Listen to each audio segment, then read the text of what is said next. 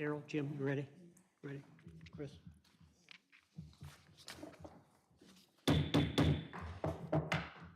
Taneytown Planning Commission, please come to order. I'd like to welcome everyone here this evening. Would you please stand to the pledge of the flag? I pledge allegiance to the flag of the United States of America and to the republic for which it stands, one nation, under God, indivisible, with liberty and justice for all.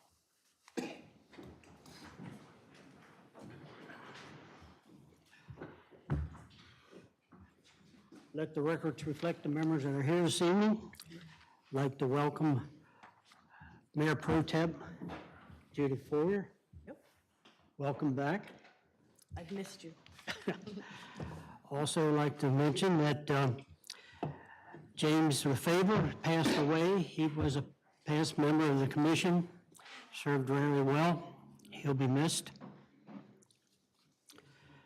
With that, the commission members should have received the draft minutes of February 27th. Is there any corrections or additions to those minutes? If not, I'll entertain a motion. I move that we accept the minutes from February 27th as read. Okay, is there a second? Second. Second by Chris. Any further comments? All those in favor of the motion, accepting the minutes, draft minutes of February 27, 2023, signify by saying aye. Aye. And opposed, unanimous. Thank you. For tonight's agenda, we start out with the delegation and action items. We have Memorial Park expansion. Would Daryl or Jim or one of you start us off here on this? Brandon tonight, she has a nice presentation for us, and she's going to proceed at your will. Okay. Just checking to see if my screen sharing is coming up. Can everyone see that? Yeah, we can. Yep. All right, yes, the Memorial Park expansion project, long delayed, finally back on schedule. I'm going to give you a little bit of history on this. 22 acres, or 21.43 to be exact. The land was purchased in 1999 from John Cole. It was placed on the 2009 capital improvement program, but was bumped for several years due to other city project priorities. In 2018, it was put in for 2021, but was delayed again due to other priorities, mainly water and sewer projects. The Parks and Rec Advisory Board and I started discussions on field requirements with the Taneytown Athletic Association in 2021.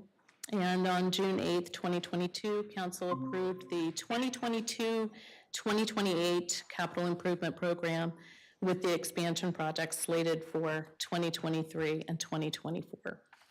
So everyone can see the screens, and you all have had copies presented to you as well. This is the concept plan, so there'll be revisions and more details to be added as we go through this approval process. We've got 4 multi-purpose fields, and those will be used by soccer, field hockey, and lacrosse. Just to give you some information on those fields, right off the bat, we initially considered artificial turf, but when we researched it, we found that they do require maintenance, yearly maintenance of anywhere from $7,000 to $20,000 per year, per field. And the subbase and other materials contain PFAS, and I'm sure you all have heard information about those. Those are carcinogenic chemicals that leach into the soil and spread through groundwater. And after 8 to 10 years, the entire field needs to be replaced. So at an installation cost of roughly $800,000 per field, so with this 4 fields, total of $3.2 million just for the fields. That's a lot of money to spend on fields that are going to have to be eventually replaced, maintained, and could possibly leach those dangerous chemicals into our environment. So we are going to go with the safer and less expensive route and plant some high-quality Bermuda natural grass. So that'll be easier to maintain as well. We are planning on LED lights on the fields and in the parking lots. Speaking of parking lots, we've got 2 parking lots. The longer one has 156 spaces, and in the square lot, or somewhat square, We've got 130, so that's a total of 286 spaces of parking that's added, not only for this expansion, but also for the park in general. The multipurpose building, as you can see there, kind of in the center to the lower right there, is 5,000 square feet, and that's going to be sectioned in 3 spaces, 1 for equipment storage, 1 for kitchen concessions, and 1 for practice and meetings. There is going to be 1 restroom inside the building for athletic association use only. We are going to go with porta pots to service the general public. For the cheer program, the practice space, that section that we spoke of earlier, needs to be at least 54 feet by 42 feet. That's about 2,300 square feet, with at least 12-foot high ceilings. I'm sorry, I should have introduced Nate Merkel here with Aero Consulting. Good evening. They are our engineer for this project. And Aero has determined that 16-foot high ceilings would provide plenty of clearance, accommodate any lighting fixtures up there on the top, and give the cheerleaders room for their routines. We are envisioning for this building a metal building on a concrete slab, concrete epoxy floor, and walls constructed of 26-gauge roll-formed steel. So, for lack of a better phrase, basically a fancy pole barn. And we'll go into some pictures. I'll show you some examples of what we're thinking of. Site amenities include bleachers, a tot lot, a pedestrian walking path around the perimeter with some solar pathway lights near the back portion where the trees are, and that would be down by that bottom field on your screen. And we hope to obtain a permit from State Highway for entrance, exit, and entrance off of Frederick Street, and that's that long connector road that you see on the plans. So we would have some traffic modulating devices, and like speed tables and such, so that this doesn't just become a bypass around the square. Sorry about that, screensaver. So you've seen it all in black and white here. What I'd like to do now is show you some of the color renderings that Aero has done up for us, as well as a video. And I'm going to call out the image names just for our IT person to go ahead and share that on the screen on the live stream. So we've already seen these plans, and bear with me here while I go back and forth. All right, I'm going to show you image 23 first, and that is basic aerial view. Now this is kind of coming in off of 140, directly behind the baseball field there. So you can see the 4 fields, how they're laid out, the multipurpose building. You can kind of see that tot lot on the other side, where the bleachers are going to be, and then the landscaping and such. Next image is going to be image 22. And again, just bear with me here while I go over. This is kind of looking a little bit more down to the ground at an angle, and you can see that connector road from Frederick Street a little bit better. Next image is going to be image 24.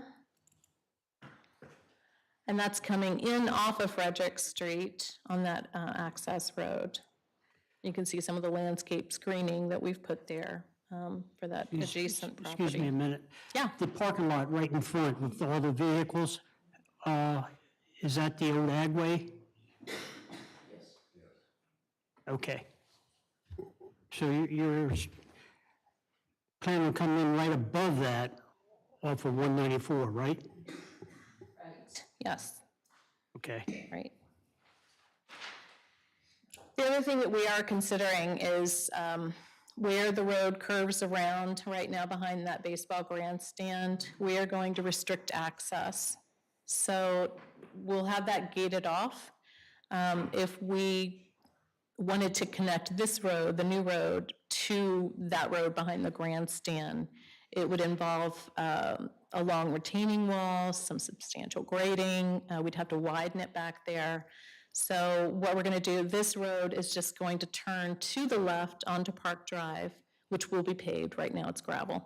And then continue around that pond and then back up to Park Drive to get to 140. So it's not really going to be a fast shortcut for anybody who's looking to avoid the square. They're going to be going in here, they'll be going over the speed tables, and then they're going to have to go around the pond and back up. So the next image I'm going to show is image 13. And this is just showing some of the site amenities. Now, the poles here for the lights are shown as wooden, but we decided we're going to go with metal. That's correct. Yeah, for longevity's sake. And the next image I'm going to show is number 11. This just shows a close-up of the parking lot. You can see on the end of the building there what we envision for the concession windows. And the next image is going to be image 16. It just shows the other, the parking lot, another vantage point with the lovely flagpoles there. We'd have the Taneytown flag flying along with the American flag. And the next one then is going to be 19, and that just shows what it's going to look like at night. You see the parking lot lights there, and some of the field light. Now, the building examples that I want to show you, this is the first example. This is kind of what we're envisioning. It doesn't look like a fancy pole barn building, but it really is, the construction is. But it's got those nice accents on there for, they're aesthetically pleasing. You know, you can have the faux stone, you can have faux brick, all kinds of different things. This shows a shingle roof. Building example number 2 is it's got more of a basic look to it with a metal roof, and it's just got a different paint color down at the bottom instead of the faux stone or faux brick. And then building example number 3, again, just shows kind of a combination of the first two. You've got that faux stone, faux brick down at the bottom, but you've got a metal roof and you've got that the metal siding on that. And now I'm going to do the video, and this is what I'm really excited about. It's very thrilling. So we're coming in off of Frederick Street. Here's that more square parking lot. Again, you can see the concession end of the building. Coming up to get that aerial view on the 3 main fields. And then the other parking lot. And then we're just showing a night simulation of what this is going to look like with the fields lit at night.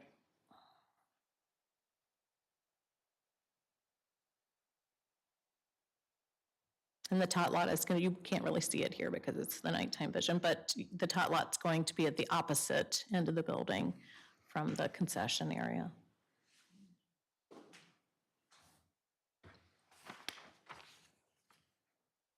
Okay, and that is it. Do we have any questions at this point? The lighting will be LED, Yes, all of the lighting would be LED. That's correct, yeah. and that'll be in and out off of Frederick Street. Correct, in and out. Okay. Yeah.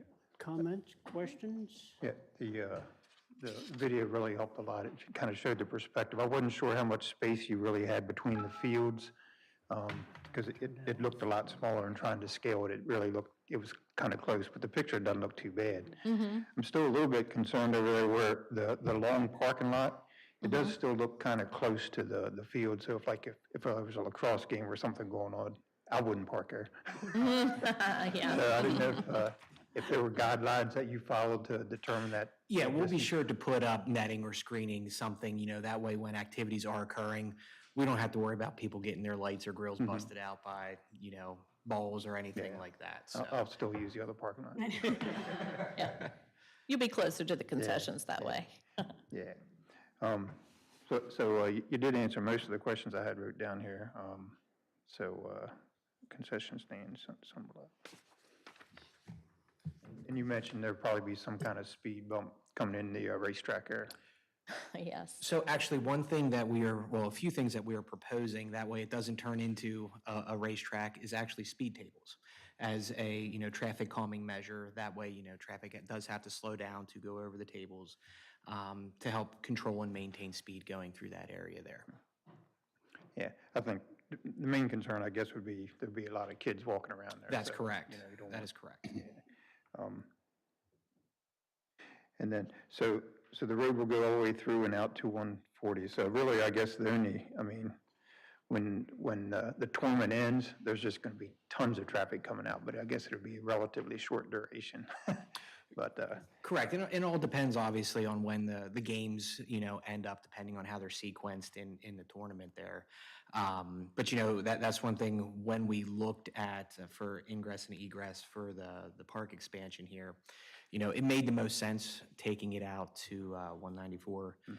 That way for flow of traffic, otherwise trying to get back by the backstop and the baseball field through the park proper itself, it would, as narrow as it is, it would pose a lot of challenges, and we really feared there would be a lot of backlog for people trying to exit the event. so I guess for exiting out there on Frederick Street, I guess you'll do some type of traffic study, because I think you're kind of like looking up the hill a little bit and it's turning. So I guess I'm not sure what the visibility is. So where we'd be coming out, when you sit to so if you're coming out and you would look to the left, there is a slight curve there. So we would make sure we have our sight distance setback and everything. That's required by SHA to do an access. Yeah. Have you applied yet to SHA? Actually, I had a meeting with SHA this morning to discuss this project, let them know that we are in the concept stages of it now. That way, we could have just, informal discussions, make sure the district, they were aware of what we were doing, and any comments that they provided to me, we will be sure to get implemented. That way, everything can be incorporated for the access permit when it comes time to apply, once we have the design to that point where we're ready for that submission. So the other question I have, so you showed Church Street coming down. I guess, are we we're going to extend that all the way down Church? That's not going to, Not part of this project, no. okay. Probably want to cross it off your map.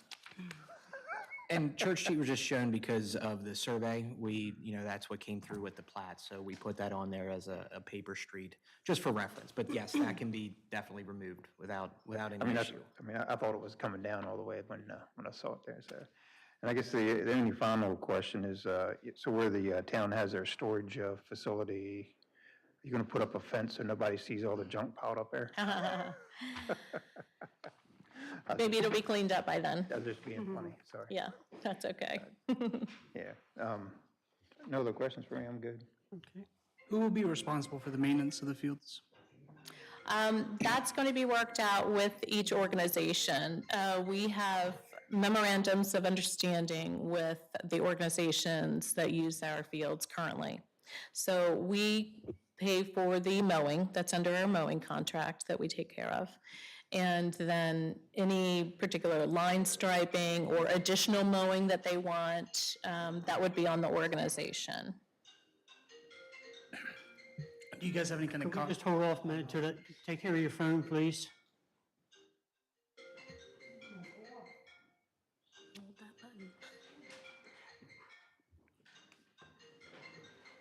Would you mind going out to the hallway then?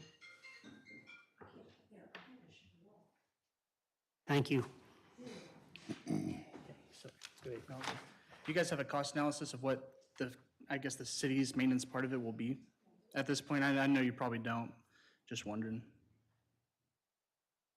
The total budgeted amount or what we're projecting? Just for what we're projecting as far as the city's management side of the fields. I know you're talking about the agreements between the associations for the sports, but. Right, I don't have a figure as far as the field mowing, seeding, fertilizing, those types of aerating, we do yearly. I wouldn't have a cost for that right now per field. I think that's a little beyond the purview of the concept plan and really the planning commission's role in the process. So, Okay. Any comments from the floor?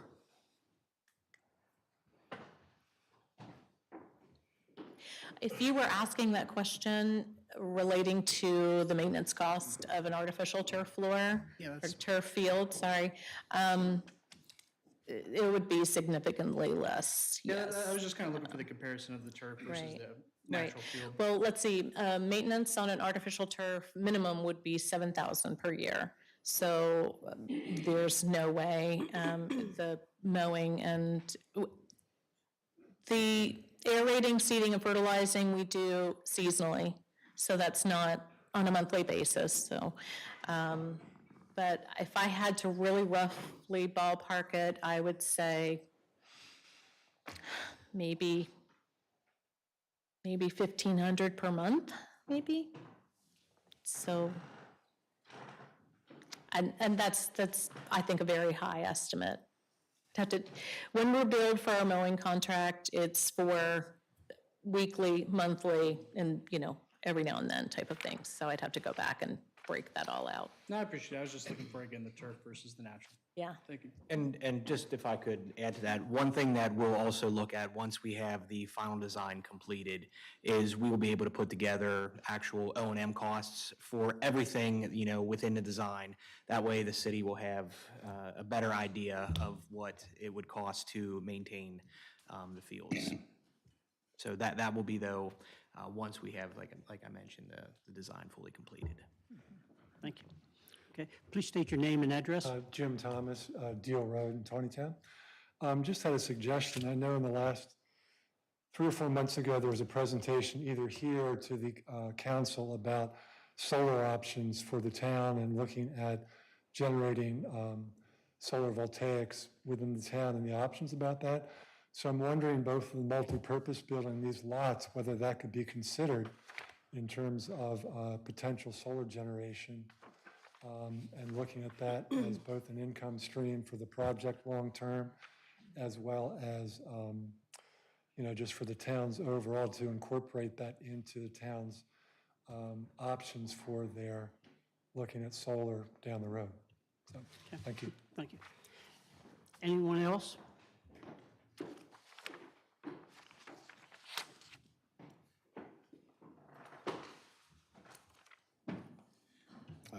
Chris Tillman, 10 York Street in Taneytown. I have a couple of questions, just because I couldn't see very clearly from the back there. Is there a sidewalk that runs along the access drive-in from 140? Okay, again, sorry, I couldn't see that. So where the access drive comes and meets the existing road behind the backstop at the main baseball field, you indicated you want to keep that closed off. Will that be with bollards so that pedestrians or bicycles could use that, or would that be a true gate? It will be a true gate, yes. So what we would do, it would be kind of a two-step system. So you would have a gate, but then you would have a bollard, so pedestrians could still access through that area. Okay. But, be restricted to vehicular traffic. Right, and which is fine, because obviously we want to prevent that from becoming a cut-through. Would it be then opened up if you have a large-scale event? Correct. Okay. I echo Jim's point about solar carporting over the parking lot. I know that was an issue that's been discussed about where to try to do that, and that's certainly a large area. It just something that probably ought to be considered as part of this. One other thing I would recommend is at least one artificial turf field. I will tell you from experience with other rec councils, when my kids were younger, these fields never get any rest. And so if you have at least one field that teams can practice on in undue weather, then they're not tearing up your game fields. And the other thing is for field hockey, that has to be a very, very smooth surface, as you well know. So I would recommend at least one of these fields be turf, given, as you say, maybe a higher end cost, A, in construction, and B, in maintenance down the road. But I think that you would find the utility in it to be well deserving. Thank you. Thank you. Anyone else? If not, we thank you very much for your presentation, and good luck with the project. All righty. We'll wait to hear from you again. I was going to say, we'll be back once we have more detailed plans, and we're at that stage. Thanks, Lorena. Thanks, you. Nate. Yeah. Have a good evening, everyone.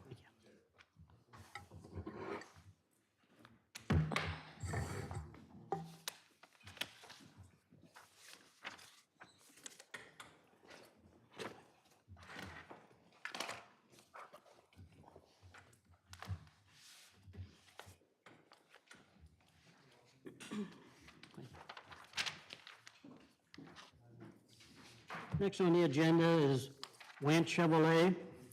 A new building for existing business, requesting a site plan waiver to construct a 504 square foot storage building. Darrell, would you start us off on that? So, Mr. Chairman, anytime in a commercial district, a new building is erected, it must trigger a site plan. This is a small footprint. It's already buffered. All the setbacks match. This fits very well there. And if Scott and Mr. Wance and I saw Mr. Kaiser come in, you want to come up to the lectern and just tell us a little bit about your building?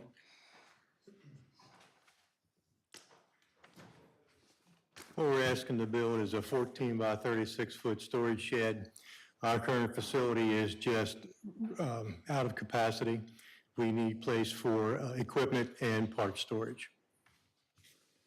Okay, and this is going to be behind your existing building, right? Yes, sir. Okay. All right, any comments or questions from the commission? Not for me. I'm sure there's going to be electric and everything out there, right? Oh, yes, sir, there will. Okay. And it's, And Scott, what's the building look like? Is it cinder block? Is it sided?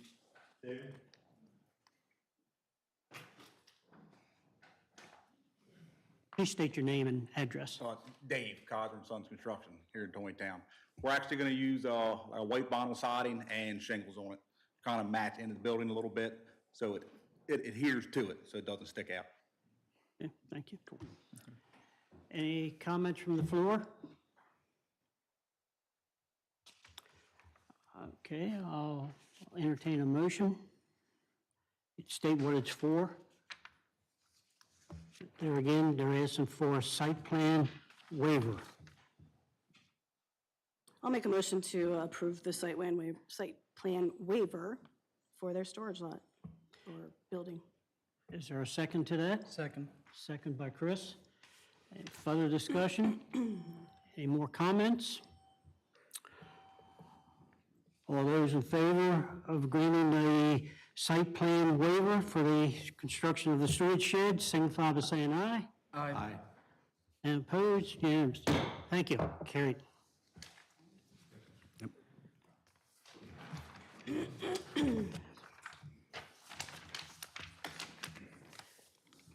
Okay, next item is Recovery 180. Darrell, can you start us off on that and give us a little bit of background here and what we're trying to do? Recovery 180 provides services for their clients. This building is 6 apartments down at the old Sawville Inn at West Baltimore Street and Harney. Going through a lot of work with the county with the site plan. They have as far as plumbing, a sprinkler system, which they're required to have. The closest use in general business for this building, the way they're going to be using it in our code, speaks to hotels. So we will require parking spaces to be added. And also, they're going to have a discussion on the parking that's there now along Harney Road, with a rather innovative idea of pulling that up and putting grass back there. I think it'll look a lot nicer.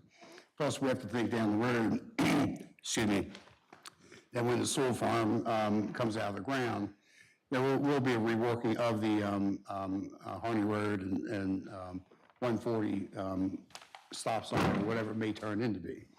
And we also need to discuss for the future the fact that with that parking more in alignment with Taneytown Crossing at the end of Westview, this is a good thing. So it's putting it all back a little bit closer off 140, rather, away from 140. But we wanted to keep one thing in mind. We'd like to, we should ask very nicely for some consideration of some land at that corner of Harney and 140, because it's most likely going to have to be realigned. Okay. Talking about in the V section right there, right? Yes, sir. Okay. All right. So this is a concept plan for a complete site plan?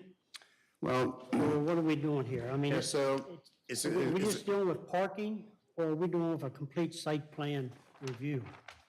So right now, and Jim, catch me if I fall, it looks like the parking is the major item here. The sprinklers being required by the county. There's no construction going to be done inside the building. What was 6 apartments is going to be lodging space, or space for their clients who will be receiving treatment there. So they're not going to, the clients that will be living there, and it can be up to, I believe it's 41, up to that capacity, won't be driving, so they won't, so the parking's not really needed for that. What we have to be careful of is not making the mistake that down the road, they moved to Nebraska or whatever, and we have a hotel sitting, we have a possible hotel sitting there with no parking.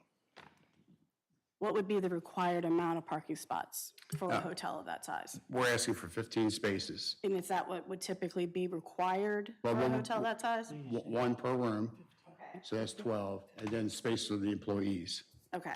so 15. And is there a possibility of those 12 rooms being turned into 24, or is there just room for those 12? Like, have we seen in any kind of interior? Yes, so what they are, and gentlemen, you can start heading up, please. They can better explain the, how the treatment works there, but there is space there for, I believe, 41 beds. Good evening, Michael Rothstein, I'm the Chief Operating Officer for Recovery 180. So we did provide inside drawings done by a different engineer that show all of the rooms that are going to be bedrooms. So there is no room to add on extra bedrooms or partition any walls up that would create more bedrooms. So we are at capacity there. There's a specific code as far as how many square foot per person in the state when we do this type of treatment. And so we've hit those requirements. So there will be no additional rooms being built there.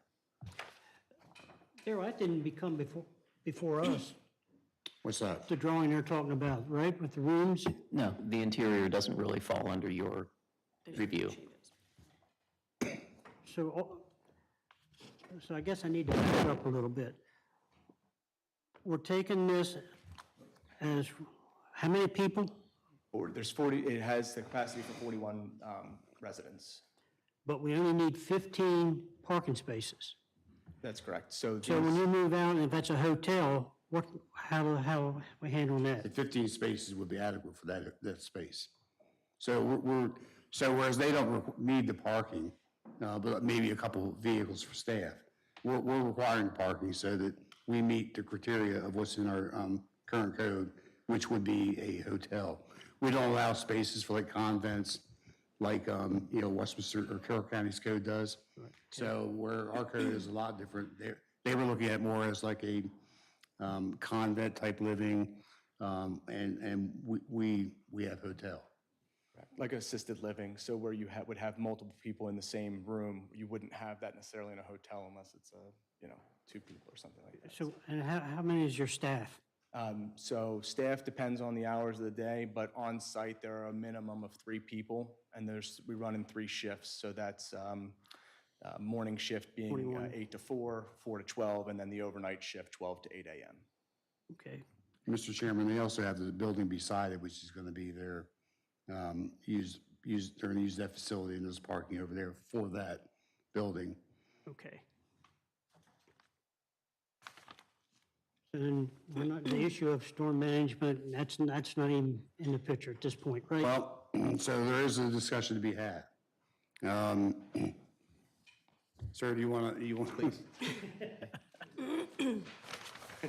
Yes, we're over the 5,000 square foot threshold, which puts us into stormwater management. Okay. We're only at, one second, I'm sorry. I think on the chart on the side, we had the disturbances. For proposed impervious area, we're looking at basically 5,500 square feet for the new impervious. But we're taking out almost 3,700 square feet of impervious along Harney Road, where we're taking those existing paving and such and put it back to grass. So overall, it's, Okay. 8,000 to 9,000 square foot. But technically, almost 4,000 of it's going back to grass. But because it's over 5,000, it kicks us into the stormwater management criteria, which is why we've shown the stormwater infiltration berm in the back, so we have something for treatment. All right. That helps me there then.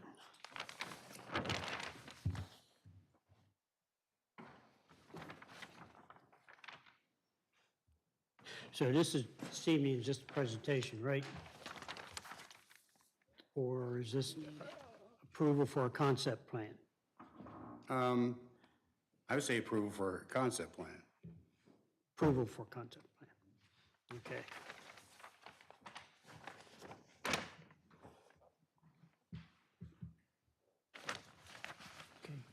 Anyone have any questions? Can you just go through the parking again for me one more time? So we got 41 people staying there, and we got 15 spaces. Can you just kind of explain that to me again? Sorry. So this facility does not allow their patients to have vehicles there. Right. So they really need no parking. But in the real world, that could be sold tomorrow and parking would be a problem. Especially down the road, say if Souls does come in and they move the curb all the way down or along the front of that property, there's no access to what the parking is there now. We're just, thinking down the road and protecting them and us for the ability to have parking there to fit the code as it sits right now. So we don't allow boarding homes, assisted living for that amount of people. So at 2 rooms per, and it really is 2 bedrooms per for the 6 for each of the buildings times 6. That would cover the parking if it became a hotel later. Okay. Are you clear on that? Because I'm still not 100% I sure. think that 10 years from this is- now, what's going to happen? Yeah, in 10 years, we don't know, but if it was a. The challenge with this has been to try to find a good fit between what the county's building code, which we have adopted, calls this, and something that is permitted in the general business district that's referenced in our code. So some of the things that this category of residence falls under could be a, non-transitory hotel, I think, a dormitory, a convent, I think a boarding house. So our code doesn't speak to convents. We speak to college campuses, but not specifically dormitories, which one often associates with that type of environment. Our code doesn't permit boarding houses. So the only thing that we were left with that kind of matched the two was a hotel. So while the proposed use doesn't require parking because of the regulations that will be in place for the residents there, we need to categorize it as something within our code to be able to issue a zoning certificate. We need to be able to click something and say this is what the use is. And hotel is the best thing we can come up with. Once it's a hotel, in the event, say, Recovery 180, decides to relocate, that property could be sold as a hotel. So at that point, it wouldn't come back to you. So if we don't get the parking spaces now, there's no opportunity in the future, should it turn over to someone who operates it as a more conventional hotel, it wouldn't come back before you, and we would be kind of stuck with a hotel with inadequate parking. So it's a very unique scenario that we're looking at here. It's not a use that we've seen and that our code really doesn't speak to very clearly. So we're just trying to make the best of what the county code says from the building code, and then what the zoning code, how we can make it fit under the zoning code. It's not perfect, but it's the best that we could come up with to try to make it allow it to move forward. I understand the number of residents is very high. If you think of 40 people in a hotel, you're probably thinking about 40 guests, 40 cars plus staff. So in that, looking at it that way, you'd say the parking is inadequate. But it's the way the parking code is written, it's based on guest rooms. And this particular operation is going to have multiple residents in each, what we would come close to calling a guest room, I guess, in a hotel. So it really is more like a dormitory setup where there are multiple beds in, in a bedroom, but then there are multiple bedrooms per, I guess, residential unit. I might not be using all the right terms for Recovery 180, but I think I'm hitting the mark pretty much. So it's just a very unique scenario for us, and we're just trying to kind of hit a balance between protecting the city and we recognize that the proposed use really doesn't require the parking that we're asking them to provide, so we're trying not to overdo it either, and just trying to kind of find that line between protecting the city and not squashing the project. Well, let me ask you this then. The residents that are going to be here, the 41, are there ever going to be days where they have visiting hours or people coming to see them? Excuse me, because obviously. Sure, it's a great question. So we don't allow friends or anything like that as far as visitation. If it is a family session, they're not allowed in the residence part. The 168 property, which is the clinical space, that's where they would be allowed to have family visitors. So it would be organized through their therapist, and that's where they would come to visit. But no one is allowed to enter the actual building where they live unless they're an employee. Are the residents allowed to leave? Yes. As they see fit? It's a residential 3.1 level of care. It's about a 6-month program. And yes, they're encouraged to work. So there's group therapy either in the morning or in the evening, depending on when their job is. And then there's individual counseling. Beyond those hours, they're encouraged to apply for jobs, go back to school, volunteer, and we provide transportation. We usually get a 12-passenger van, something along those lines, and then they'll sign up if they wanted to go to the library, or they wanted to do job resumes or job applications, things like that. Okay. And just out of curiosity, because I don't remember seeing anything about it previous, is this just a presentation tonight? Like, we're not approving anything yet, are we? Aren't we just presenting it and then, like a concept plan, and then coming back and voting? I'm not sure if we want to prove it as a concept plan yet. We know exactly what we're doing, and I kind of would hope Jay would jump in here and give us some guidance. Oh, there it is. Your command, sir. As you know, that we usually like to expedite things where they can be, and this one is sort of like the round peg in the square hole. And so we're trying to work on it on a staff level, and we've had lots of discussions for several, it's probably been months at this point in time. But the issue that there's some strategic issues that Jim and Daryl have talked about, the parking issue, the road alignment issue, and things like that, that you all really need to digest, because once you approve a concept, certainly things can change and be fleshed out, and they obviously will. CLSI will take care of that for us. But you need to be comfortable in what you're sending them on the direction for.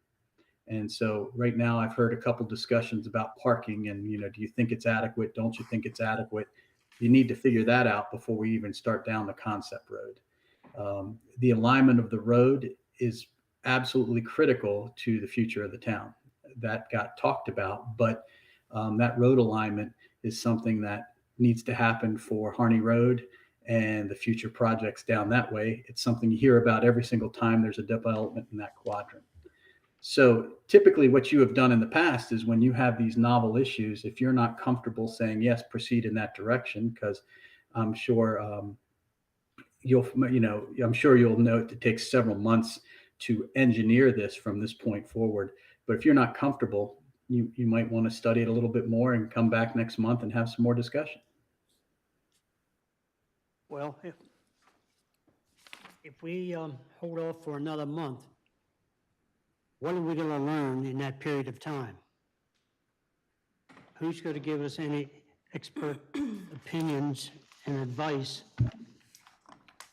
between now and the April meeting? I mean, Well, you can't meet as a group unless it's in open session with the public invited. right. So there's not going to be like a separate workshop or something of that nature. Certainly Daryl could respond to individual requests for information, throughout that period. We can, if there are questions that you want to send through Daryl, we can work with the developer and engineer to respond to them. But there wouldn't be any formal, additional presentation or anything like that between now and next month. Could there be an issue where we would limit how many people was allowed to stay there? Then regardless, if they would move, that would be what we approve. And anybody else would come in, would have to come back before us to change that to 40 or 20 or whatever. Could we designate it, or is that something? I think, Mr. Chairman, you're on the right track. I mean, I think that the problem, the process should probably be, you all are hearing this kind of for the first time. You read about it in your packages. If you all express any concerns you have, not necessarily solutions, but concerns, and then Daryl and I and Jim can take those concerns down, and then we can kind of come up with, these are reasons it's not a concern. These are ways to deal with your concern. And that's what I think would happen between now and next month, is a way to address your concerns, not necessarily have you figure out what the solutions are. That's kind of what I was waiting to hear. So how does the commission feel about that? I just had a quick question. Do you guys have, do these individuals have like caseworkers for like state programs and stuff like that? I know we talked about counselors, but. When you say caseworkers, you mean, clarify a little bit? Talking to the mic. Sorry. I guess let's say. By caseworkers. Mm-hmm. Do you guys get like state mandated? No. Okay. No, this is a voluntary program. Okay. Nobody is court ordered or court mandated or state mandated here. This is voluntary. We treat the Medicaid population, so they do have to have Medicaid insurance, but it's not a state-funded or state mandated program. If I can, just to give you guys a little more information, because I was here a couple months ago originally when we did this project, if you remember, and we went for the site plan waiver because we weren't making any changes to the site. Through the use and occupancy process and getting the permits, that's why we're back here now. So just so you guys understand, and we want to do this the right way, I think we purchased the property probably about a year ago. And it is costly every month that we're not open. So if you could take that into consideration as we go through this process, these gentlemen have been great in meeting with us and trying to find a solution. We're willing to give up some of that land, of course, on Harney Road to make everyone happy as far as the traffic is concerned with the Sewell project and things like that. But anything else, we're amenable to, but time is definitely of the essence as far as this project is concerned. Thank you. I wouldn't mind hearing more about the alignment of the road. That's kind of the primary concern for me. One of the things we'd like to do, we were hoping to get concept approval, because then we wanted to meet pre-submittal with the county and meet with them and find out what they're going to require for road improvements and things for the Sewell property, try and get some alignments worked out that we can bring back and show everybody. But we need to get moving in the process to start some design of the site, and then find out what the county is looking for in the future for what they want to see. So as far as the parking and everything, like if they've changed businesses, would we have an opportunity to talk about that again, or that would? No, not unless that we would not stipulate, happen? no. Right now, the building has a maximum number of apartments or units in it, and that's what the code is basing our parking on for the future. Right. So the county requirement, I believe, is 200 square feet per client. So that's how they got to the number of 41. So for the county code, we're looking at it as bedrooms. So the parking will fit that. And obviously, if you add to the footprint, that the parking thing's over or renegotiable. We'd be back in front of you with a site plan if we change any of the building, which would then change the parking count. Yeah. So the square footage is there now is what the parking matches. And that just matches it for now. Right. So if someone were to purchase this property 5 years from now and convert it to, or, sticking with the hotel use as our code would, kind of slot this in, if they were to try to do interior renovations to the extent that they were creating additional guest rooms, that would give Daryl the opportunity to circle it back through you if there's a change in intensity of any of the things we look at when we look at a site plan. So that would be anything from, traffic to lighting to water and sewer demand to parking. So if somebody came back and said, oh, we've got, and I'll just throw a number, a 10,000 square foot building, and we can reconfigure it and get, 30 guest rooms instead of the existing number of bedrooms, that through the building permit process, that will give Daryl the opportunity to say, hey, wait a minute, this is going to change, this is going to impact parking. But that would only be if they were making renovations that warranted building permits. So if somebody came back in and they stuck with the existing number of guest rooms, we wouldn't have that opportunity. And that's why we were trying to get the, I'll say, modest level of parking for a hotel use. Because that kind of protects us in the event that, it changes use and now we have each bedroom is occupied by somebody that's bringing a vehicle. That's why I was looking for some type of stipulation that would hold them to what they have now. And only give approval for that. And that's where if the staff and Jay can get together and put something together for us for next month's meeting, before next month's meeting, that we have a chance to go over, maybe we'd have a better understanding of what we're trying to do. I know we're putting you off another month. The one thing, for the actual rooms, there's 12 rooms in there right now. That's what is existing, that's all they can go with, and that's what this parking is based on with the additional employees. That's why I came up with the spaces we did. So if they came back, like you're saying, they want to change, put 24 rooms in there, that changes the building, which puts us back into a site plan process, which changes the parking. Because right now, technically, their building doesn't require any parking at all. This is something we're trying to do with them to get parking if it gets sold in the future, basically. So, Mr. Chairman, I think you're all on the right track with, we probably need to come back to you with a little matrix of, what Martin just talked about. This is what we're doing, this is what's required, and this is your worst case scenario. And once you kind of lay those three things out, what we're talking about eventually is potentially a note on the plan. That's where you're headed, Mr. Chairman, saying that this design, this parking lot is allowable for this many. We'll have to come up with the metrics, whether it's units, bedrooms, people, whatever, so that in the event it's sold and somebody wants to come in and say, I'm putting a hotel in, you've already approved it as a hotel, it's zoned for a hotel, then they're going to be limited. And the analogy is how we deal with water.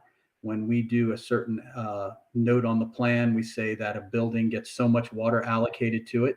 And if it needs more water, then it has to come back to the city for whatever reason. So it kind of flows in that. CLSI is familiar with how we do the water calculations. It could be done that way for parking so that these people don't have to pay the burdens of the what if. But I think you need to have that straight in front of you in writing so you can compare what decisions you're making.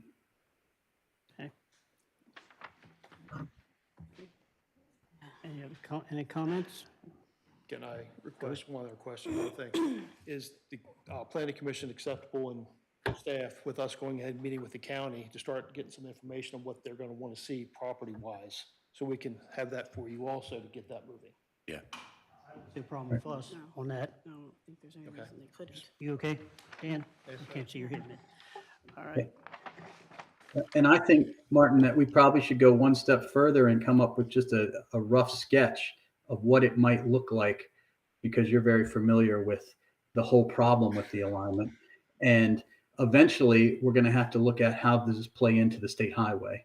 I mean, the county with the road, but what would the state highway be more acceptable or less acceptable with down the road too? So we might as well figure that out.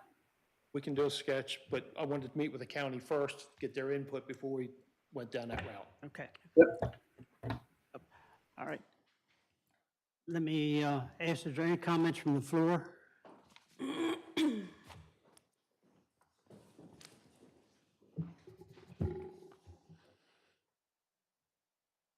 Chris Tillman, 10 York Street. I have a couple of comments. One is this use is not covered anywhere under our current zoning. Is this use allowed in general business? Is this an allowed use, or are we getting out a shoehorn to put this use into something just so we can figure out how much parking space it needs? No, because we allow hotels, all right? So we allow places for people to stay.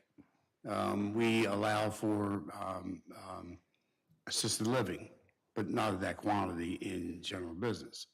So we start falling into all these gray areas. And so the county looks at it, like we had said, as a more like a condo type living, all right? So it's not structured families living in a space, it's people, in this case, who are in need of a structure and a safe living space. I understand that, but my question is more, you say that we don't allow assisted living in that quantity. My question is, there's probably a good reason for that, or maybe there isn't, I don't know. But why are we allowing a similar facility in a larger quantity without question to that first? It seems to me we've got carts running out in front of horses here. I think you've got 12 bedrooms and you've got 41 patients, you're 3.5 people to a bedroom. That simple math starts to get a little sketchy right from the beginning. So I just want to make sure that we're doing the right thing right from the get-go, that this is actually something that is allowed under our zoning code, so that we're not overrun with somebody later on saying, hey, these guys did it, so why can't we? I think we need to maybe be a little bit more introspective in moving forward with just the allowed use first. Excuse me, but I think that's something that the staff can look at, information up and provide that to you. That's fine. I just want to make sure that we're doing it. I don't. At the same time. I don't see, it doesn't seem like that has even been part of this discussion to this point. So I just want to make sure that we are looking at that. And then the other point that I would raise is if you look at an overhead view, and I'm familiar with the intersection, when an intersection like that gets realigned to meet up with a state road, they want that to meet at a 90-degree angle. All right, and you're going to end up probably with a left turn lane and a right turn lane coming out Harney Road and one lane coming in. That's at least 36 feet of width, meeting at a right angle within that right of way, and a curvature that makes sense coming off of the existing Harney Road. So, like a 10-foot strip isn't going to cut it. And when you look at it, and I think that, you may find when you get back with the state that they may want all the way over to the house or something close to that. So just understand that may be coming down the line. In years past, if the state was going to do this as a project, would have just taken the house. So, but that's all. Thank you. All right, thank you. You guys okay coming back with that? Okay, thank you. Anyone else? Okay, we'll wait to see you next month. Thank you for your time. Thank you. Thanks, gents.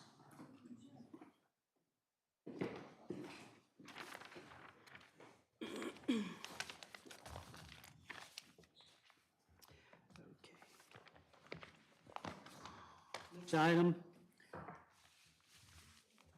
Elizabeth's Restaurant. I'll get that right time we get to the end of this.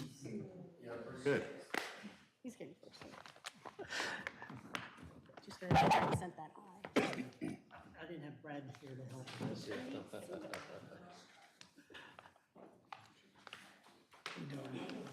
This was already cleared up.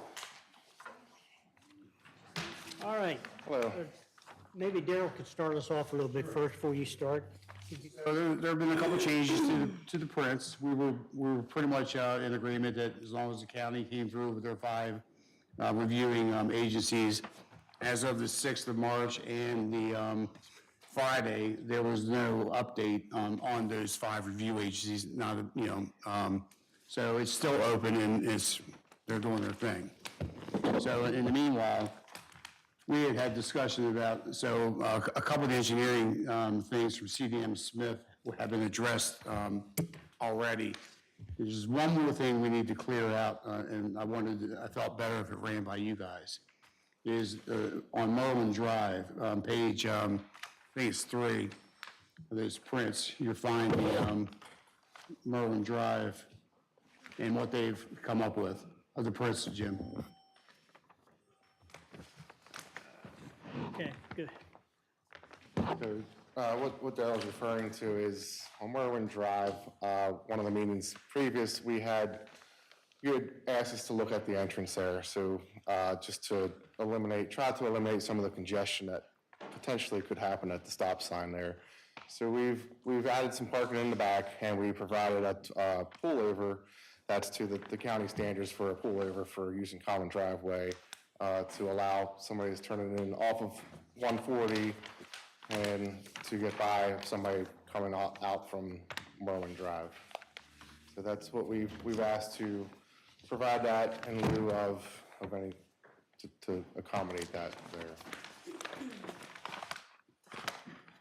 All the other changes were minor, drafting, text changes, notes, added details. Okay, so what are you asking of us, since last month we gave final approval contingency on something from the county? Right, except for the drawing is different than what you saw last. Okay, so on the left-hand side of the page, Merwin Drive, Okay, they're proposing, you see the swath of no parking just to the right-hand side of the Merwin Drive. yes. That's what they're proposing to do, to stay away from the snarl of state highway. It was just needlessly hold them up as their position.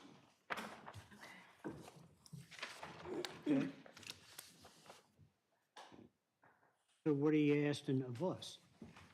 To what your thoughts are on this change to the Brits? Okay, I'm good with it. I'm good with that.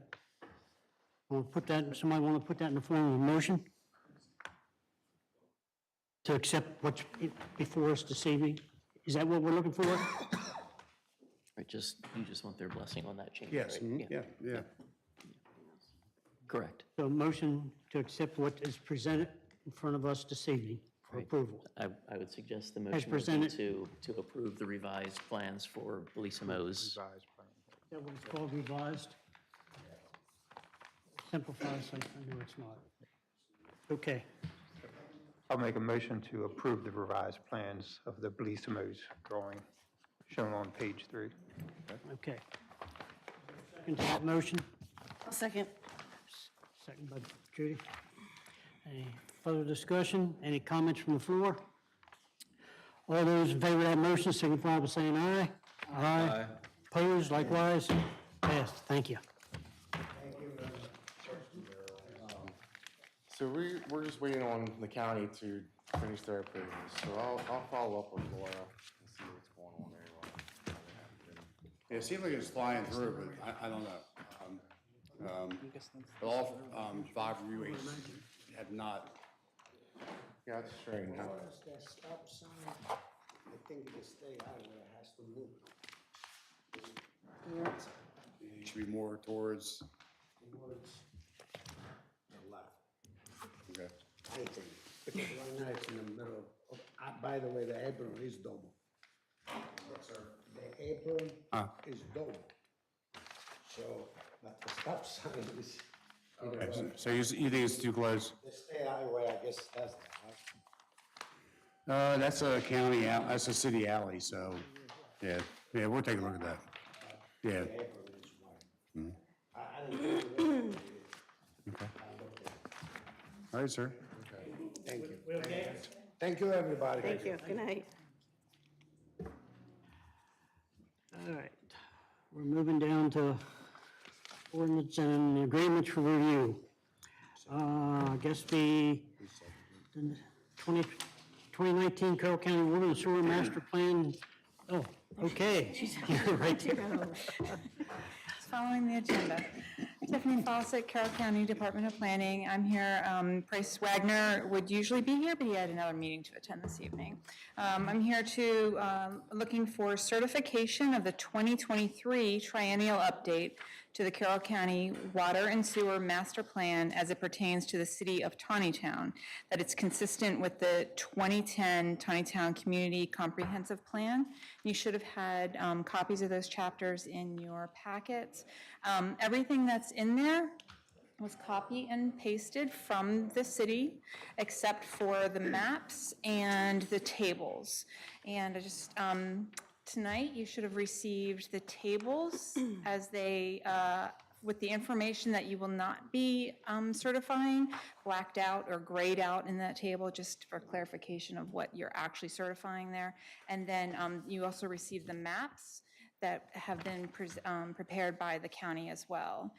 So you will just be certifying the information for, that's in those chapters. Okay. Notes along with the maps that describe what changes are taking place on the maps. For instance, number 1 is Meads Crossing, and that has been moved from priority to existing, and the service lines have been incorporated in the map. That's mostly just some cleanup work when we noticed that lines were possibly missing. Number 2, Garnet Ridge, and this is the same with the water and the sewer maps. Garnet Ridge is the residentially zoned portion of that moved from long range to priority, and the portion of number 3, which is Copperfield, that went from priority to long range, they basically swapped their demand. And then number 4 is Meadowbrook, which moves sections 4, 5, and 6 from priority to existing, and the service lines have also been incorporated in the map for just cleaning up there. Okay. Anyone have any comments or questions? So most of my questions, I mean, the report's fine, it's okay, but I don't understand a few things. So is it okay if I ask a few of those kind of questions? Go ahead. Yeah, sure. So like we talk about the total permitted gallons. So, I mean, what are the factors that are used to determine like the total permitted gallons? Is it just acreage that the town owns, or? So the typical way it's done is through the buildable land inventory that looks at the acreage of properties and what the typical yield per lot, the lot yield for that number of acres would be. So depending upon the zone, R75, R10, commercial or general business or industrial, they typically get, for the residential, it would be like a lot yield and then applying 250 gallons per dwelling or potential dwelling. I don't remember off the top of my head the number for commercial. I believe industrial is like 900 gallons per day per acre. So those figures are applied based on the area on the map in the different categories. Right, so that shows you how much water you expect to use, right? Right.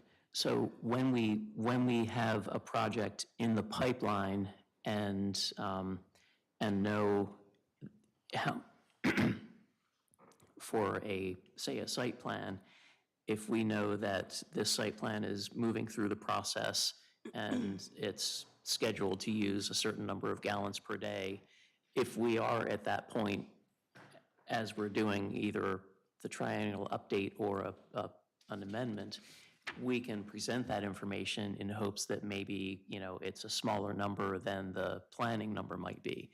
So we might have an industrial property where the planning number would be 900 gallons per acre, but we allow, say, mini storage in industry, and that's not going to use that kind of figure. So in a scenario like that, we could approach the county and say, we'd like to only assign so many gallons to this because we have this project that's gotten, certain levels of approval already. But generally speaking, it's based on the zoning district and the acres within the district, and then a factor of how many gallons per acre per that particular use. So then the total that you can basically take out of the ground is based on, like if you have more parks, you can take more water out of the ground, right? So what we can draw on the water side is limited to our appropriation permits through the Maryland Department of the Environment. Currently, we are essentially recharge constrained, and that is our wells have the capacity to pump more water, but because of our geology and soil, the ground around Taneytown recharges at about, I want to say it's like 260, 280 gallons per day per acre. But to develop at smart growth densities for residential, we need to develop at a higher ratio per acre. So the groundwater recharge rate doesn't match the density that we want or need to develop at. So we have to acquire recharge outside of the city in some capacity. Either we need to purchase it or get a recharge easement on a piece of property. And we are having conversations with the county regarding some county-owned parcels within our aquifer area where there is a recharge easement on the property already, and we're in talks with the county about trying to get those recharge credits assigned to Taneytown. According to the state, we are currently at a recharge deficit on the west side of the city, on the Piney Creek side, the Piney Creek aquifer. So the state says that we are currently drawing more water per day than can recharge. And that's really based on, excuse me, on a shift in how MDE made those calculations back in the 90s. Okay. So Yeah. And the recharge area is basically undeveloped land, right? So it could be. the catch is we can only you don't have count the land building on, that's right? that's owned or controlled by the city. Yeah. So rain that falls north of Angel Road, we can't count. Can't count. Falls south of Angel Road, we can count it because it's within the city limits. So it all goes to the same aquifer, but that's the way the rules are now. And that was a big hit for the city because the aquifers that we draw from go well beyond the city limits, but we can't count that anymore. So now we're considered to be in this recharge deficit. Gotcha. So that's why most of the areas on the map that aren't already developed are shown as long range, because if we showed them as future or priority, we would also need to tell the state through this plan exactly what we're doing to provide the capacity to serve those properties. And right now, we're working on it, but we don't have like specific capital improvement plans or specific properties under contract to acquire more recharge acreage. We have a number of things that are spoken to in the text of the chapter that were approved in our recent capital improvement program that will reduce our inflow and infiltration on the sewer side.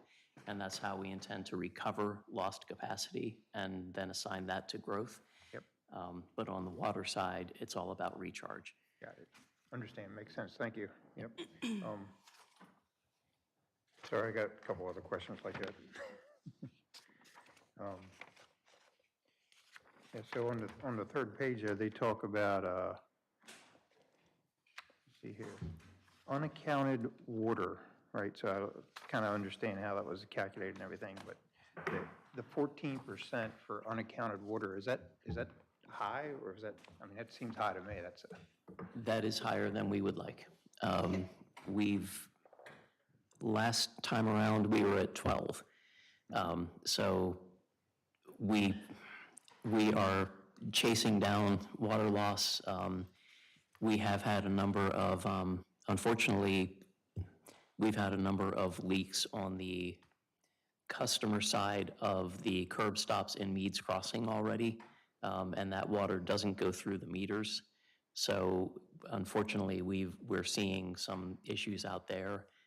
We've already had probably half a dozen leaks on what are essentially brand new service lines. That contributes to it. Other leaks, and we do try to estimate how much water we lose when we have a water main break or things like that. But there's still kind of mystery gallons that we can't account for. Gotcha. So we do have, we've installed leak detectors throughout the city, and with each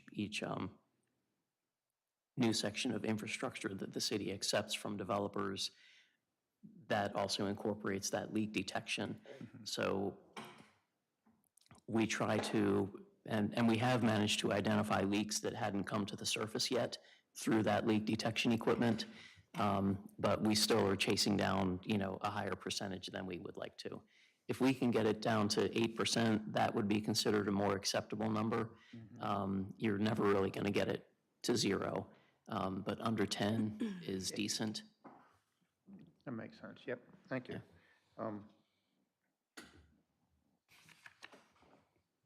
Then on table 12B there, they talk about max safe yield. So I guess, can you kind of explain to me what's a safe yield? That, I believe, is determined by the Department of the Environment. I am not going to pretend to be a water expert on that. So essentially, they put a safety factor on. We demonstrate what a well can pump at, and then there are like drought factors that are applied to the permit, and the Department of the Environment ends up assigning, I believe, a safe number. Now there's also like a month of maximum use that you're allowed to pump more than typical. So, but I really can't. It's kind of like a safety factor. I can't really give a lot of the details on the appropriation permit process. Bridge that's really heavy until it breaks, and then they say that's the most. Do you have a lot more of those questions? What's that? Do you have a lot more questions? No, I think that was the last one. Oh, okay, I was going to tell you, make a list. Hey, I said I could ask. You did say that. Daryl, did you get a population double check from Jim yet? Did you forget? See, on table 15, The population's off like 1,000 people. I was just curious if that was something we needed to worry about, or? It says 8220, but I think we're closer to 72 something. And then the planning years, the future planning years actually goes down? Not yet. Those have not been calculated yet. Okay. I think the 8220 is a good number. So at the 2020 census, we were smaller, but the county estimates population on a monthly basis based on use and occupancy permits, and, well, actually, I don't know if it's technically the use and occupancy or the actual occupancy of the house. Okay. And so based on the essentially building permits that go through the process, once they're final and the house is move-in ready, the population figures are adjusted on a monthly basis. So we've been climbing since the census. Oh, wow. Okay, so that's 1,000 people more. And we are probably going to plateau at this point for a while. I mean, without significant growth for a while, because really all the big projects are built out right now. Right. So we'll probably see, some changes, but. Okay. Okay. Any other questions? All right. I guess what we're looking for here is a motion for approval of this I'll make a document. motion, we approve the Taneytown Water Service Area Report. Okay, is there a second to that? Second. Okay, motion made by Mr. Myers, second by Mr. Miller. Any further discussion? Chairman, this is the triennial update to the 2019 Carroll County. On your agenda is the title of this report. Can we use that, please? Okay, yes, In the motion? yes. In your motion. Nice things. Sure, as soon as I find So it. Daryl's done. What do you throwing mean, stuff on the ground. every 3 years? Yeah. So I'll amend the motion to, so we want to approve the triennial update Yes. to the 2019 Carroll County Water and Sewer Master Plan. Okay, Second. okay. Thanks, Daryl. Thank you. Any further questions? All those in favor of that motion signify by saying aye. Aye. Opposed likewise, carried. Thank you. Thank you. You want to finish your report while you're up? I'll wait my turn. Come back to me. All right. Daryl, your report.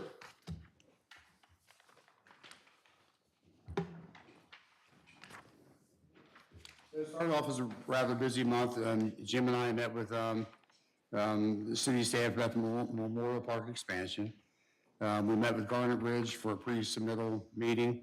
Those prints are huge, and they should be in front of you maybe next month. We're going to wait to see what kind of progress we'll make with the county over their engineering reports.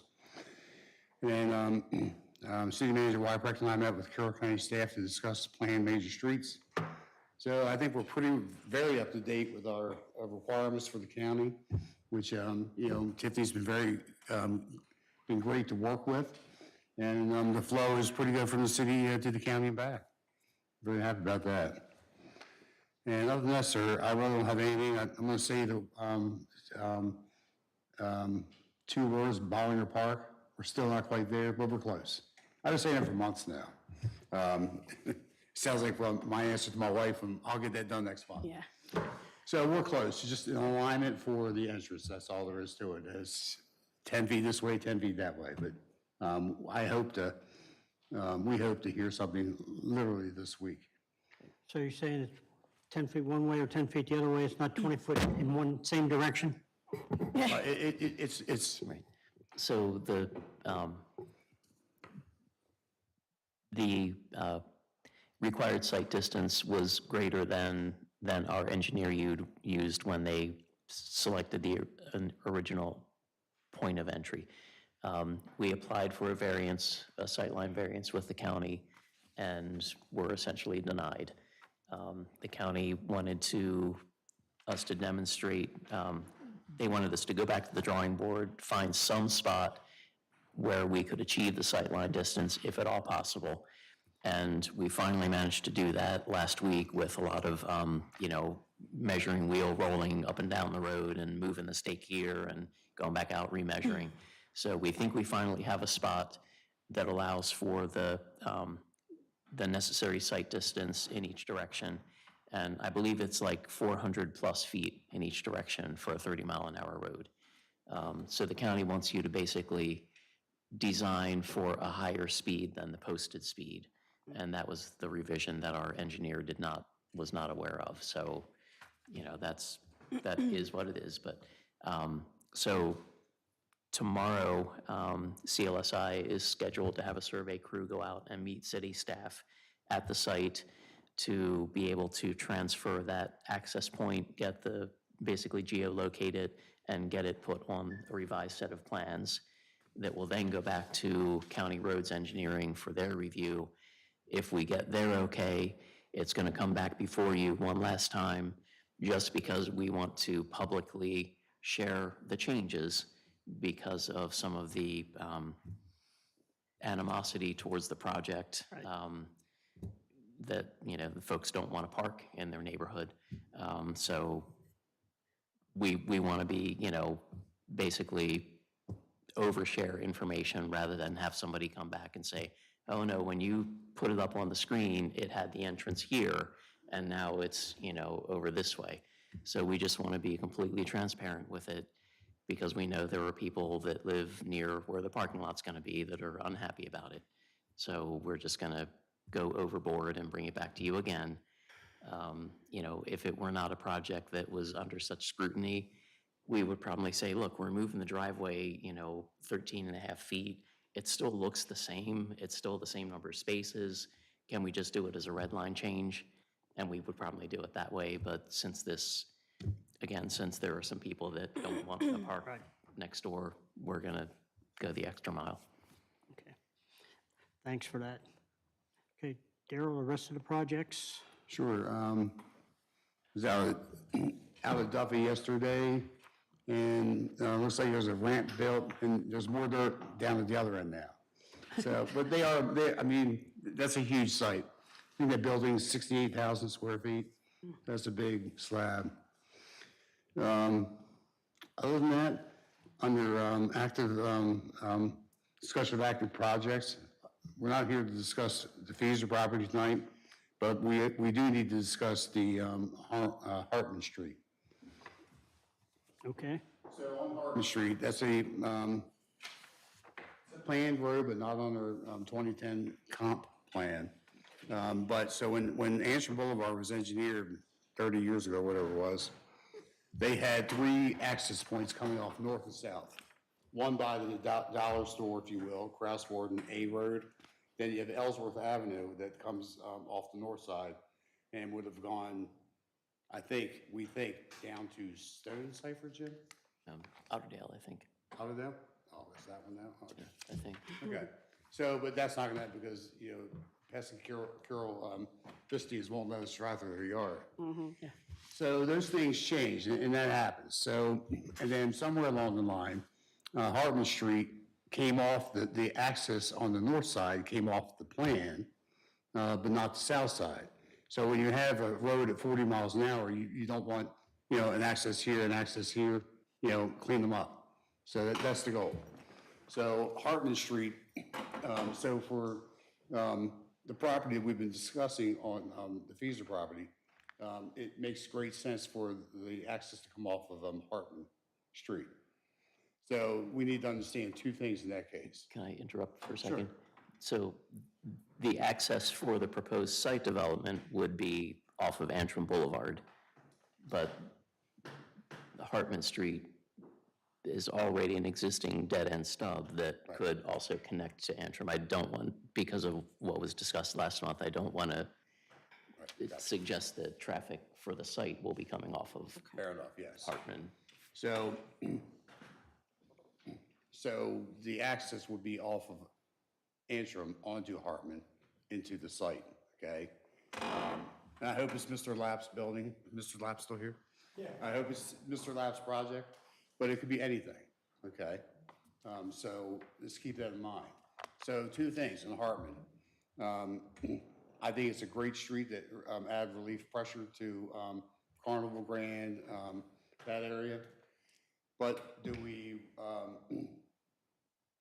does Taneytown build that part of it itself and connect on the Hartman Street on the by way of Mr. Lapp's area, instead of requiring a project to build it for us? We would want the easement in that case for Taneytown to build it later, perhaps with state highway user funds or whatever. But I think down the road, from a planning perspective, that area, God forbid something happens major down at Carnival or at Grand on 140, how do you get out of there easily? So you have a nice area right on the Antrim Boulevard and wherever. Okay. So I think the question is whether the commission wants to see Hartman Street constructed as part of the Feeser property development, or if accepting a right-of-way dedication or a road easement across the portion that is not really necessary for this site to function would be acceptable. Typically, where there's a planned major street, the developer puts the street in when they develop the property. And we see that most frequently in residential projects. Right. We have had commercial projects in recent years that did have some streets shown on the map that did not get constructed for one reason or another. So we, again, our track record is pretty strong on residential projects. And I'll point out Meads Crossing, for example. Crimson Avenue has been shown on the comprehensive plan for decades to extend from where it dead-ended in Meadowbrook all the way up to Angel Road. Meads Crossing built that as part of their project. That's normal. Keenan Street was dead-ended from 194 into the first section of Meadowbrook, and then it dead-ended in Copperfield on the other side. It was shown to connect on the comp plan for many years, and as those developments grew and additional phases came in and additional developers came in, we stuck with it, and now Keenan Street connects from one end to the other. So with residential projects, we have a really strong track record of making sure the streets get built. With commercial projects, it's been a little bit more iffy, I suppose, and that's because for the commercial projects, they typically aren't building roads in most cases. Yeah, I try to remember, I couldn't remember any commercial projects. All of them was residential that we asked them to make the connections in. but I don't recall any. Right, we had discussion about when the Dollar General site plan was going through the process. There was discussion at that time for the couple of you that might have been around at the time, of having that driveway connect through to the backside of the bank and Pizza Hut and the bowling alley. That was something that was shown for kind of interior circulation, so traffic could get from one of those entities to the other, or you could get from the bowling alley out to Antrim Boulevard. And there were a number of concerns presented, and there was also a little bit of leftover effect from some state highway plans that had been abandoned previously too with that one. But the end result was Dollar General does not connect to the bowling alley. There also were some wetland areas back there that were a little problematic too. Okay. Open for some discussion. I see a benefit by having it, and definitely an easier way to get off of those streets onto a major highway, like Antrim. It seems like, but put the burden on the, in this case, developer, contractor, whatever, individual. I don't, kind of have mixed feelings about that. Well, because they don't need the road to build their business. You're right. That's not a necessity for them. It's a bonus for us, obviously, but I'd like to see what like a kind of a cost analysis would be for if we were to do it now as opposed to later. And if it's just a matter of getting the easement. Yeah, I definitely wouldn't want to go wait, not have the easement. Right. So, I mean, we can always start there and work our way. But it's kind of like the bridge that never got put in. Right. How many years did we wait for that? That wasn't our bridge. Right. So what are you really asking? And this really will be a situation, so certainly we got burned with O'Brien Avenue. Mm-hmm. And, and this is a situation where if the city wants to require the developer to put it in, it's kind of a now or never thing. Once the site is developed and the hardware store is built, we don't have a mechanism to go back, unless we come up with a development rights and responsibilities agreement and get into all that. That certainly would be an option, but typically, once the site's built, that's our opportunity. Once the site's up and running, that opportunity's gone. So we kind of know that up front. So if he doesn't build it now or they don't build it now, it'll be on our dime to do, 5 years from now or whenever. Is this something that was going to come to the council after this discussion to talk about? Well, it's not in our current capital improvement program to build the street. So we would be looking at amending that to do it in, at some point. I don't know what the priority would be. Right. Well, I guess the cost would matter. It would depend Right. on what we're looking at price-wise. Right. But I think that would be something we could have a discussion about. But if we didn't, we definitely want to have some type of guarantee for the easement. So what it's still happening. So where are we at in the process so far? We've given them the concept approval or not? Was that just the presentation So just a discussion. last month when they came before us? That was just a presentation, wasn't it? Yes. Okay. So we still got, okay. But if we would require them to build, to finish that street through, they have an additional burden that they would have to look at.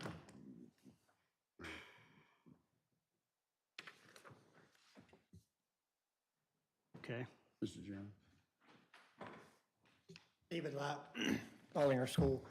That was why we wanted to present this. I just told, well, I didn't realize that I might be looking at that when we started with this project.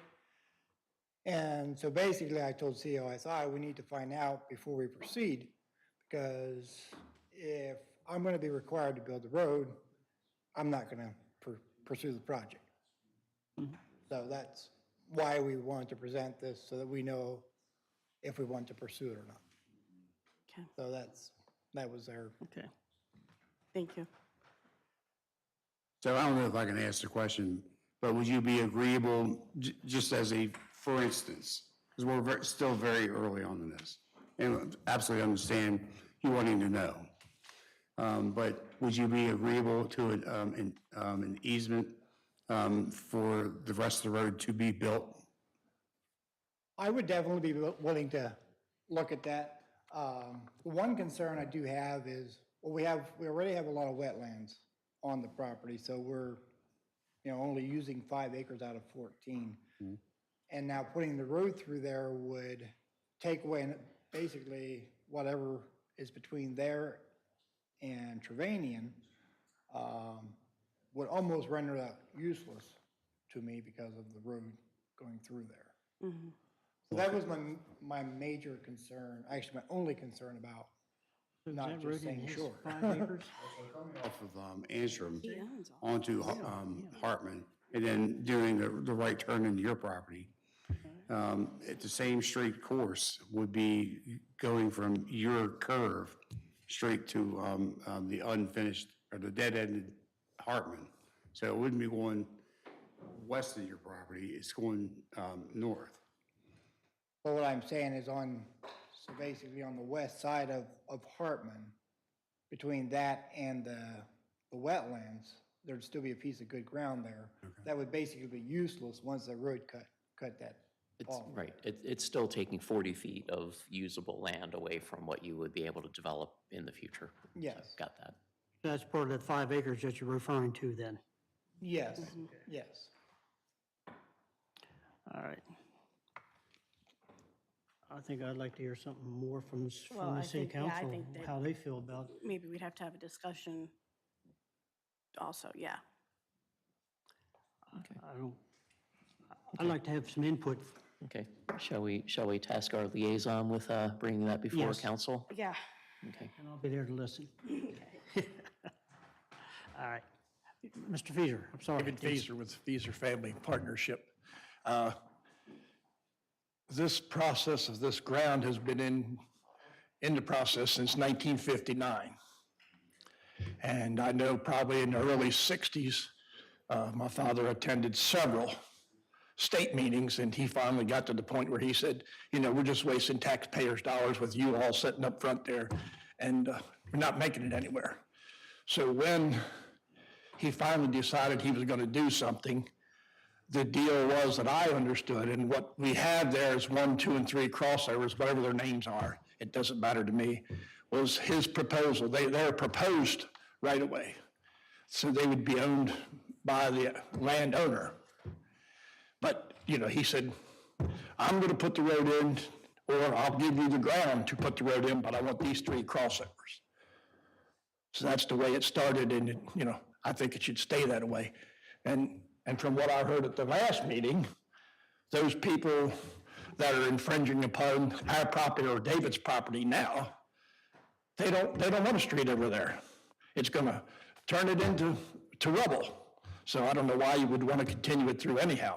That was my only opinion or question. Well, Mr. Feaser, they were worried about the trucks going onto that property, onto the Carnival and Grand, which makes no sense to anybody. No, there's no way to get from those to this road, so. And Mr. Lapp. So what you're saying is Hartman would be at what I'm calling the 3rd crossover?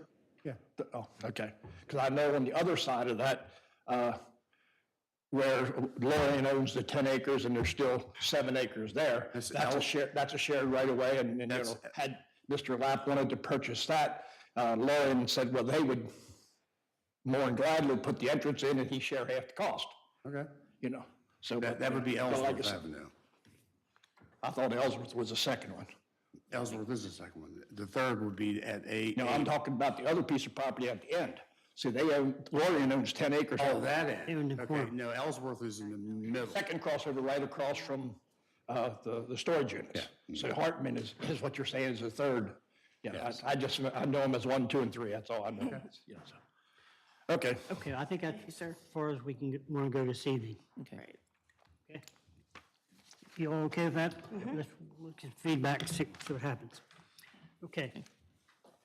Moving on, Darrell, was anything else on your list? Unfortunately, no. Okay. We're up to Jay, if he has anything before us.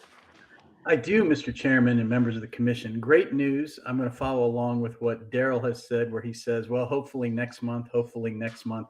Well, it's finally gotten the time where the Syrian property acquisition for the potential bypass right-of-way has been completed. There was a lot of ballet going on with the county trying to make this happen. So what has happened is, and I'm sure you're familiar with what I'm talking about, the Syrian property. It's a 4-acre parcel that it now abuts where the county owns, and the county parcel connects to the intersection where Trevanion Road and Antrim Boulevard connects. So if you can imagine that, we now have 4 more acres.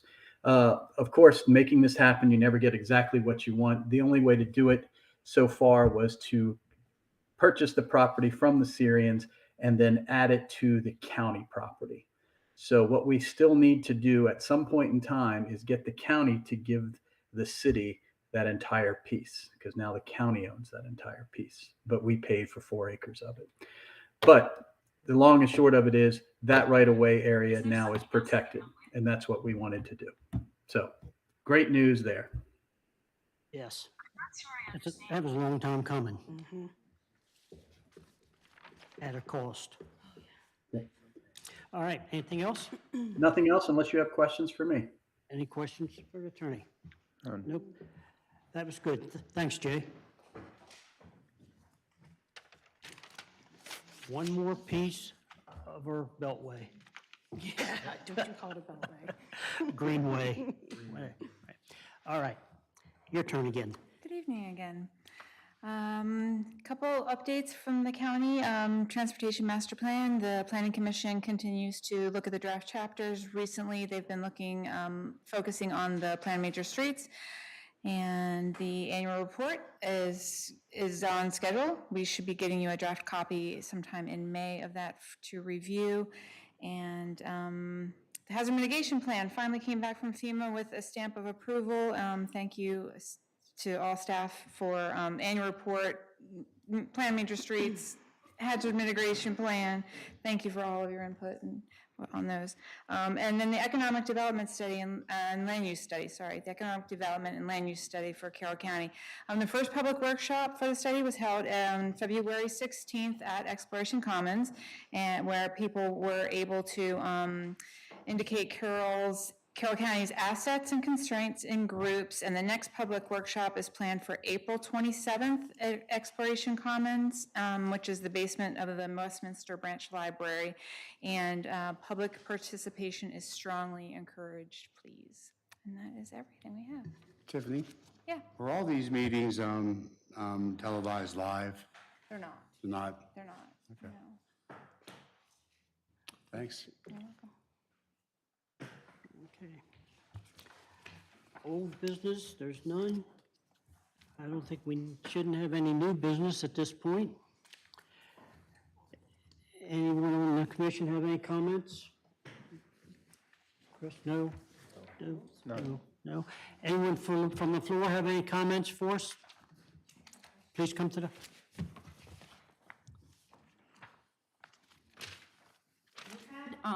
My name is Debbie Frazier, and I live Taneytown Pike.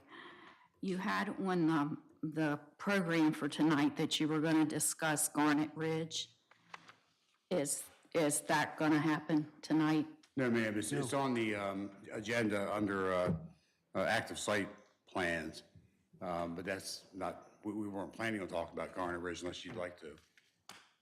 Would you entertain a few questions? If I make it quick? You can make the questions, not necessarily get the answers. How's that? Okay. They'll get back to you, though. Yeah. Okay. There's a couple of us here that live right out the road, which is going to be right across from Garnet Ridge. And I'm just wondering, how close to 140 is it going to be? Or how far back is it going to be? Like, are you going into the wooded area, or is it all going to be the wooded area forward? So Garnet Ridge proper, and I'll be light here, because I haven't cracked the prints, but it's gonna be a small commercial, 5,000 square foot space, along, 140. Back behind that is gonna be where the houses are. And there's a pretty big buffering going up around that property. Okay. So how close to the venue is it going to be? Is it going to be down that way, or is it going to encompass the whole area that's there? Well, it's gonna be to the city side of the venue. You're talking about Venue Bouchon? Yes. All right, and there has been an agreement between one of the developers of putting up a fence, berm, or shrubbery.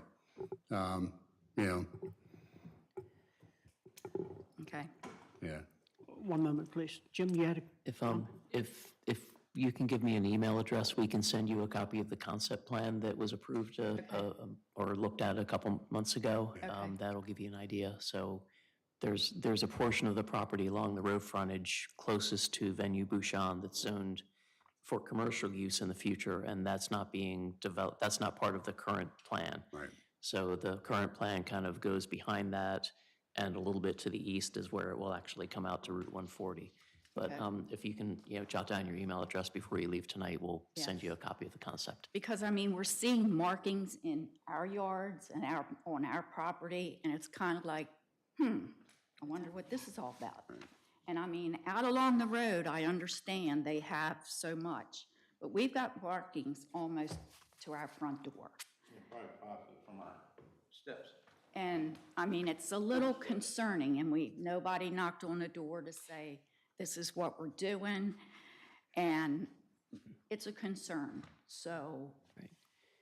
If there are spray paint marks, it's very possible that Miss Utility was contacted to try to survey where all the power, cable, phone and everything. I know a lot of it's above ground out there, but that's a possibility also that might be, it could be related to the project, but they might be trying to ascertain locations of utilities so they can plan on how to tie into things. Okay. Do different agencies use different colors? Because the one I'm more concerned with is orange. Orange is generally communications. Okay. Yeah. Okay, thank you. Anyone else? Okay, looks like I'm showing April 24th is our next meeting. If it suits everyone. And with that, I'll entertain a motion for adjournment. Motion to adjourn. Second. Okay, did you get that, Daryl? Judy and who? Judy and Chris. Chris, thank you. Okay, all those in favor of the motion signify by saying aye. Aye. Thank you, and thank you, folks. Appreciate your input.